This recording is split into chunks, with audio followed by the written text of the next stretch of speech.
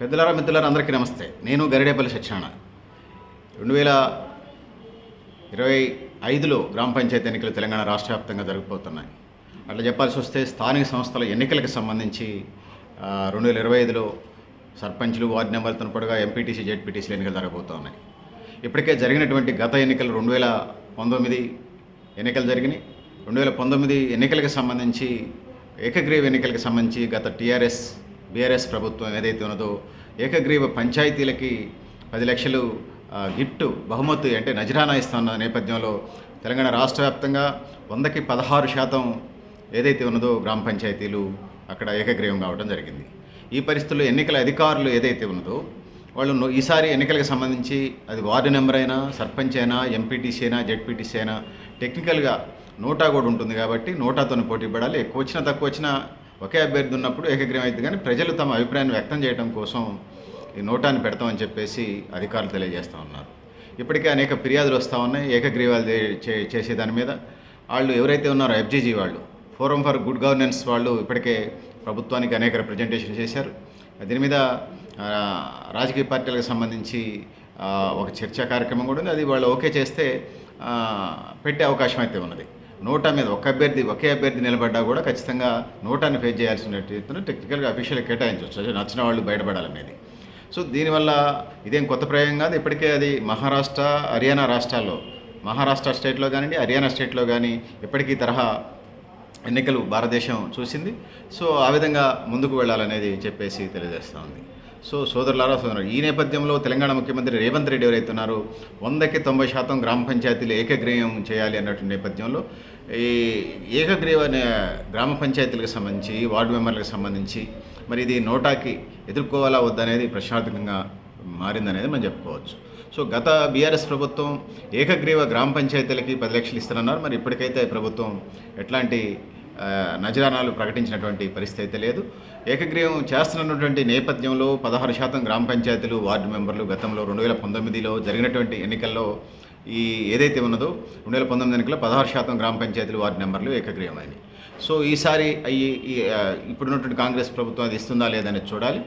So ఏకగ్రీవాలన్నప్పుడు అటు నిజామాబాదు, నిర్మల్, అదే జగిత్యాలే కాదు, చాలా మిగిలినటువంటి ఉమ్మడి 10 జిల్లాలు కానివ్వండి, లేకపోతే 33 జిల్లాలు అంటే 32 జిల్లాలు, హైదరాబాద్ సిటీ కిందకి వస్తుంది కదా, 32 జిల్లాల్లో కానివ్వండి ఈ పరిస్థితులు ఉన్నాయి. బెదిరింపులు, దౌర్జన్యకాండలు, దమనకాండలు చేస్తూ ఏకగ్రీవాలు వెళుతూ ఉన్నారు. ఒక రకమైనటువంటి అది ప్రజాస్వామ్యానికి గొడ్డలు పెట్టిలాగా గ్రామీణ ప్రాంతాల్లో ప్రజలు భావిస్తూ ఉన్నారు.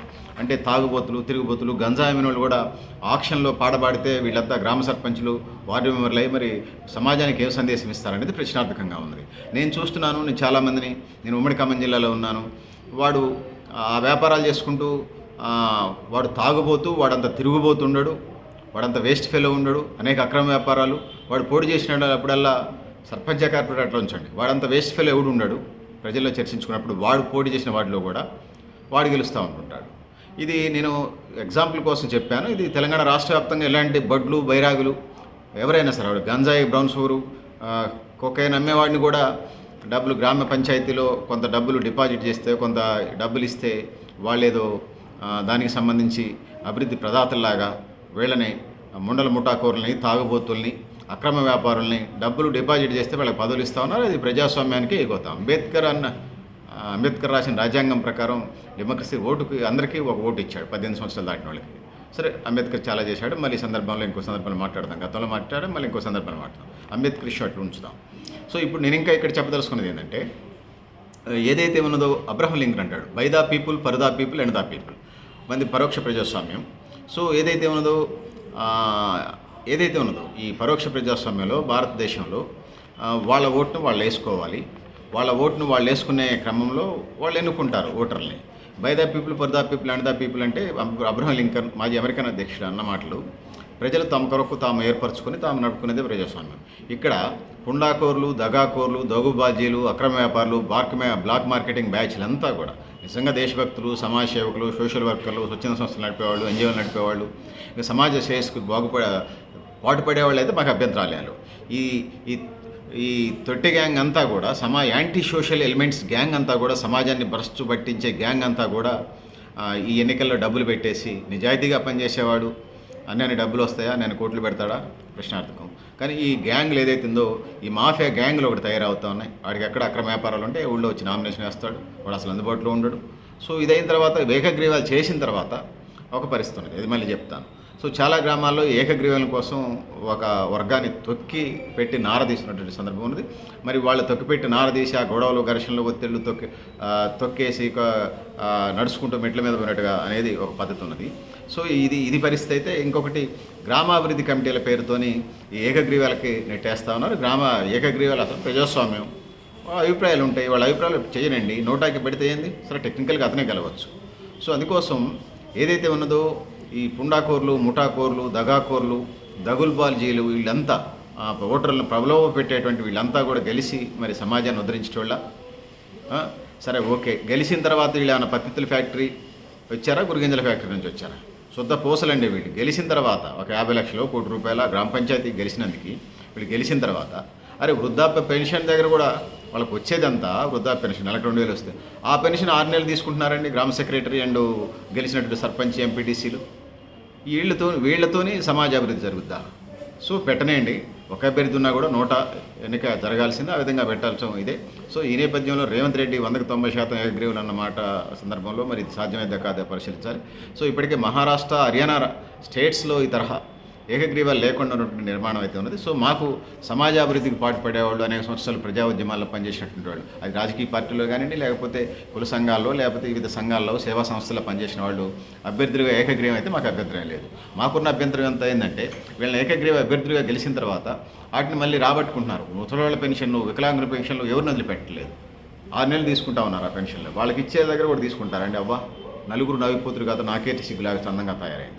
అందుకోసం డబ్బులు ఉన్నవాడు వాడు ఎంత వేస్ట్ ఫెల్ అయినా, బ్లాక్ మార్కెటింగ్ చేసినవాడైనా, గంజాయి వ్యాపారం చేసినవాడైనా, డబ్బులుండి అక్కడ వచ్చి నేను నిలబడతానంటే గ్రామాల్లో మనకెందుకులే డబ్బులు ఉన్నోడుతున్న పరిస్థితి. అది ప్రజాస్వామ్య ఫండమెంటల్స్, ప్రజాస్వామ్య డెమోక్రసీకి సంబంధించిన ఫండమెంటల్స్కి అది తీరని శరాఘాతం అవుతుంది తప్ప మరొకటి కాదు. అందుకోసం సోదరులారా, సోదరిమణులారా, ఈ నోటాని పెట్టండి, ఆ విధంగానే ముందుకు పోవాల్సిన అవసరం ఉంది. ఇప్పుడు కాకపోయినా ఒకవేళ రేవంత్ రెడ్డి గారు అంగీకరిస్తే ఇప్పుడే వస్తాయి. రేవంత్ రెడ్డి గారు అంగీకరించి 90% ఏకగ్రీవం అంటున్నాడు కదా. సో ఒకవేళ అంగీకరించకపోయినా భవిష్యత్తులోనే ఇది రావాల్సిందే, ఆ విధంగా ఆ వైపుకు అడుగులు పడాల్సిందే. ఈ ఏకగ్రీవం పేరుతోని బ్లాక్ మార్కెటింగ్ బ్యాచ్ అంతా వచ్చి, యాంటీ సోషల్ ఎలిమెంట్స్, గ్యాంగ్స్ అన్నీ వచ్చి ప్రజల్ని మరి ఎటు తీసిపోదాం అనుకుంటున్నారు. సో తర్వాత గెలిచిన తర్వాత వీళ్ళు పత్తిత్తుల ఫ్యాక్టరీలు అంటే అది కాదు. ముసలోళ్ళ పెన్షన్లు, వికలాంగుల పెన్షన్లు, ఏ స్కీమ్ వచ్చినా కూడా వాడికి వచ్చే ఎల్ఐసి పాలసీ, ఇన్సూరెన్స్, వాడికి ఏదైనా యాక్సిడెంట్, భర్తకో లేకపోతే తండ్రికో యాక్సిడెంట్ జరిగితే అందులో కూడా కమిషన్లు తీసుకుంటున్నారు ఈ వాటిలో. సో అందుకోసం చెప్పడానికి బాధగానే ఉంది. ఏకగ్రీవాల మీద మాకేం పెద్ద ఆసక్తి లేదు. అవి గాడిద గుడ్డు, వీళ్ళు చేసేదేమన్నది. సో ఏకగ్రీవాలు చేయటం వల్ల మరింత నష్టం జరుగుతుంది తప్ప వీళ్ళు ప్రజాసేవ చేయట్లేదు. సో నిజమైన సోషల్ వర్కర్స్ డబ్బులు లేకుండా ఓటర్లు వాళ్ళంతా స్వచ్ఛందంగా ఓట్లేసినటువంటి వాళ్ళకి వాళ్ళు సోషల్ వర్కర్స్ గెలిస్తే, సమాజాన్ని సేవ చేసేవాళ్ళు ఎవరైనా గెలిస్తే వాళ్ళు మళ్ళీ అది కంటిన్యూషన్ చేస్తారు తప్పితే ఈ యాంటీ సోషల్ ఎలిమెంట్ గ్యాంగ్స్ ఎవరైతే ఉన్నారో, ఈ మాఫియా గ్యాంగులు గ్రామ పంచాయతీ సర్పంచో, వార్డు మెంబరో, లేకపోతే ఉప సర్పంచో, ఎంపీటీసీ, జెడ్పీటీసీ అయి వీళ్ళు సమాజాన్ని, గ్రామాలని, గ్రామీణ భారతాన్ని వీళ్ళు ఉద్ధరించేదేం లేదు. మళ్ళీ అంతకంతగా సంపాదించుకుంటే ఆ గ్రామాల్లో ఉన్నటువంటి ఇసుక ఉంటే వీళ్ళే ఎంఆర్ఓ కాడ నుంచి మంది దాకా పర్మిషన్ తీసుకొని వీళ్ళే ఇప్పించి వీళ్ళ వాటా వీళ్ళు అడుగుతూ ఉన్నారు. అది మట్టి గుట్టలు అయితే మట్టి గుట్టలు, ఇసుక అయితే ఇసుక, లేకపోతే గ్రావెల్ అయితే గ్రావెల్, లేకపోతే గ్రామాలకు సంబంధించి ఇంకా ఫారెస్ట్కి సంబంధించిన అయితే చెక్క, వుడ్ అయితే అది. సో ఇట్లా అడ్డగోలుగా ఉన్నది కాబట్టి డిపాజిట్ చేసి అసలు ఏకగ్రీవాలు అనేది లేకుండా ఉంటేనే బెస్ట్ అనేది నాకున్న వ్యక్తిగత అభిప్రాయం. సో పెద్దలారా, మిత్రులారా, సో ఇది పరిస్థితి. మీరు కూడా మీ అభిప్రాయాలు కామెంట్ బాక్స్లో అయినా తెలియజేస్తూ, నేను Garidepalli Satyanarayana, New Lakshya Organization. Thank you, thank you అండి.